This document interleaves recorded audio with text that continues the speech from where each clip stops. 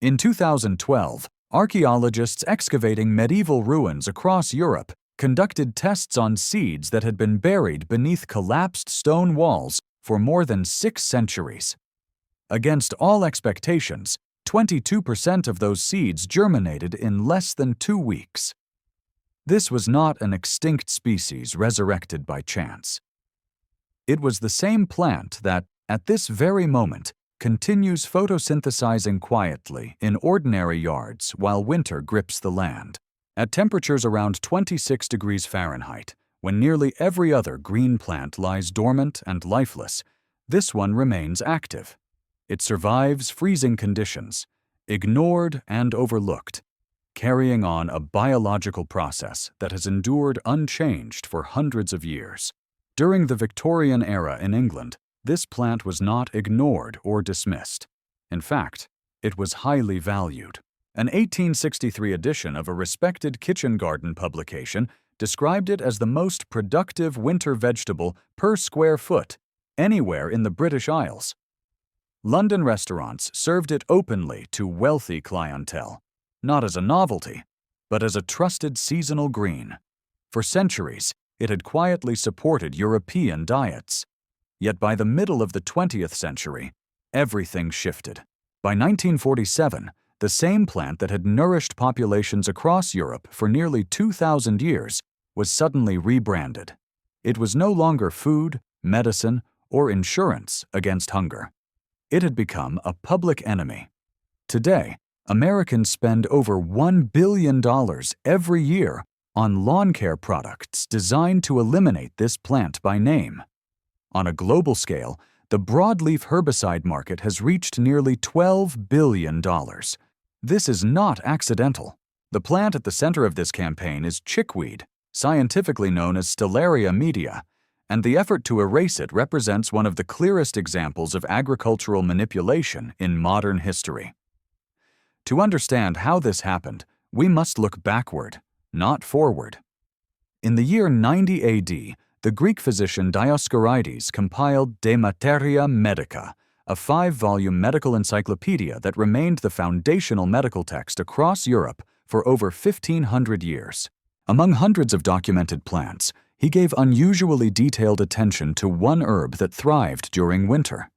In that ancient medical text, clear instructions were recorded for using this winter-growing herb. It was recommended to mix the plant with cornmeal to reduce eye inflammation, to place its juice into the ear to relieve earaches, and to consume its fresh leaves to treat malnutrition. These uses were not isolated theories. Archaeological investigations across Viking Age settlements, dating from roughly 775 to 1500 AD, consistently identify chickweed remains in household deposits. Its presence was widespread and intentional. A modern study published in 2021 later confirmed that medieval Scandinavian communities relied on chickweed for medicinal purposes throughout the winter months. Medieval Europeans understood something modern agriculture has largely erased. Chickweed was not a luxury. It was insurance against starvation. Historical records describe families in rural Ireland, Scotland, and England surviving repeated crop failures by harvesting chickweed during winter. When wheat harvests collapsed, people simply stepped outside in February, brushed snow aside, and gathered fresh green leaves growing beneath the frozen surface. The plant required no planting, no tending, and no protection. It appeared on its own, thrived through cold months, and provided nourishment when nothing else could. It was not eaten for pleasure. It was eaten to stay alive. This plant was never misunderstood by earlier generations. By the late 16th century, English herbalist John Gerard documented families feeding chickweed to caged birds as a strengthening tonic. Farmers relied on it even more directly. Newly hatched chicks in early spring were often raised almost entirely on chickweed until they were strong enough to forage on their own. The name itself reflects this history. Chickweed was not a poetic label. It literally meant the plant that chickens consumed eagerly. Its role was practical, familiar, and deeply woven into everyday rural life. By the 17th century, the use of chickweed became more formalized. The physician Nicholas Culpeper prescribed it consistently for inflammation, skin disorders, and issues related to weight and internal heat. What had long been a survival food and farm staple was now recognized within structured medical practice. A century later, Victorian England elevated the plant even further. By the 1850s, seed catalogs listed chickweed alongside lettuce and spinach, marketing it as a legitimate garden crop. The plant that once kept peasants alive during famine had crossed social boundaries, becoming a fashionable ingredient on the tables of the upper class. This shift in status was not based on folklore or misplaced tradition. It was driven by observation and measurable results. Nutritionists recorded malnourished children recovering from rickets after consuming chickweed. Sailors on long voyages avoided scurvy by preserving it in vinegar during journeys that lasted months.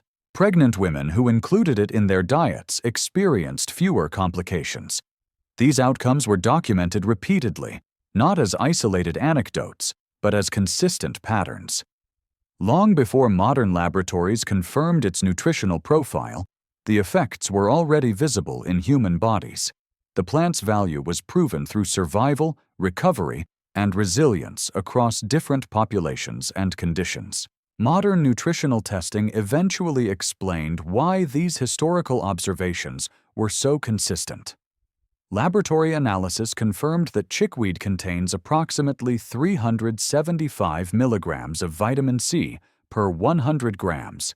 By comparison, spinach contains only about 63 milligrams. This means chickweed delivers nearly 6 times more vitamin C, providing over 400% of the recommended daily intake in a single serving. The difference becomes even more striking when examining mineral content. Calcium levels in chickweed reach roughly 187 milligrams, while spinach contains only 15. That is more than 12 times higher, and it even surpasses milk, which averages around 120 milligrams per equivalent portion. The most extraordinary comparison appears when iron levels are measured. Testing confirms that chickweed can contain up to 83 times more iron than spinach. These concentrations are so high that historical medical texts specifically recommended the plant for treating anemia and complications during pregnancy. Its nutritional impact was not subtle. It addressed deficiencies that were otherwise difficult to correct, especially during winter months. When combined with its high vitamin C content, which enhances iron absorption, chickweed functioned as a naturally efficient therapeutic food. What physicians observed in practice centuries ago was later validated by modern measurement, revealing just how exceptional this plant truly is. Beyond individual nutrients, chickweed offers a complete nutritional profile. It contains vitamins A and D, along with the full B vitamin complex. More importantly, it functions as what scientists call a dynamic accumulator, drawing minerals from deep layers of soil and concentrating them in its tissues. A Massachusetts study conducted in 1953 compared chickweed with onions grown side by side. The results were striking. Chickweed contained nearly twice the nitrogen, double the phosphorus, and 3 times the potassium. It was extracting and storing nutrients at levels that conventional crop plants simply could not match. This ability translated directly into visible health outcomes. Victorian-era physicians documented children recovering from rickets within weeks of adding chickweed to their diets. The evidence was empirical and difficult to dispute. Then the world changed. When World War II ended, American chemical companies were left with massive stockpiles of newly developed herbicides originally designed for warfare.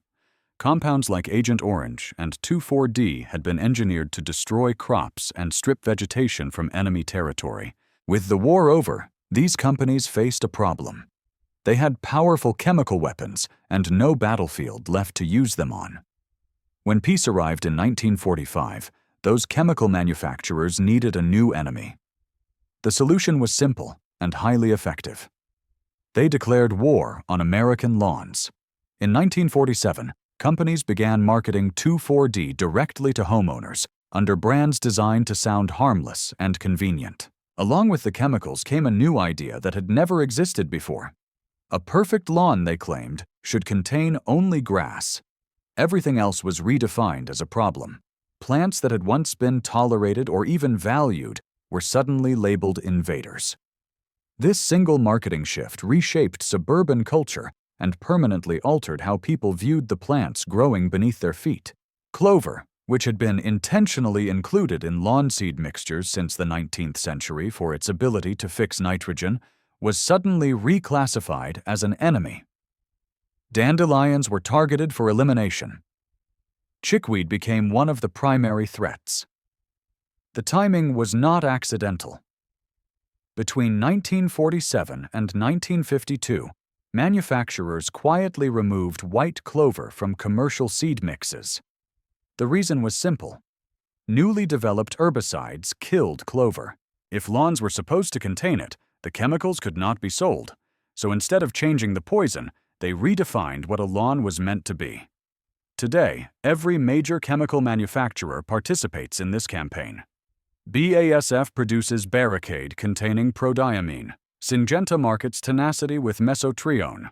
Bayer sells Weed Bee Gone Max, combining 2,4-D, MCPP, and dicamba. Corteva offers Speed Zone, while FMC distributes Dismiss. Across the industry, chickweed is listed explicitly as a primary target. The scale of the market reveals what is at stake. In 2023, lawn care spending in the United States exceeded $11 billion and is projected to rise sharply in the coming years. Globally, the broadleaf herbicide market already exceeds $11 billion and continues to expand. What makes this situation even more irrational is the outcome. After 77 years of continuous chemical assault, chickweed populations have not diminished. They have increased. A single plant can produce anywhere from 800 to 25,000 seeds, many of which remain viable in the soil for decades. Cornell researchers confirmed that more than 20% of seeds were still able to germinate after 9 years underground. Medieval ruins revealed viability even after 600 years. Every plant destroyed today deposits thousands of seeds into the soil, guaranteeing future generations rather than preventing them. Spraying herbicides does not eliminate chickweed. It builds a seed bank. Each destroyed plant releases thousands of seeds that remain dormant, waiting for the right conditions. Chickweed completes its entire life cycle in roughly 5 weeks. From germination to flowering and seed production, it moves faster than most garden crops reach maturity. It can produce up to 5 generations in a single year. The math becomes overwhelming. One plant producing 5,000 seeds across 5 generations creates 25,000 seeds annually. If even 10% germinate the following year, that results in thousands of new plants multiplying again. Each stem node that touches moist soil can root independently.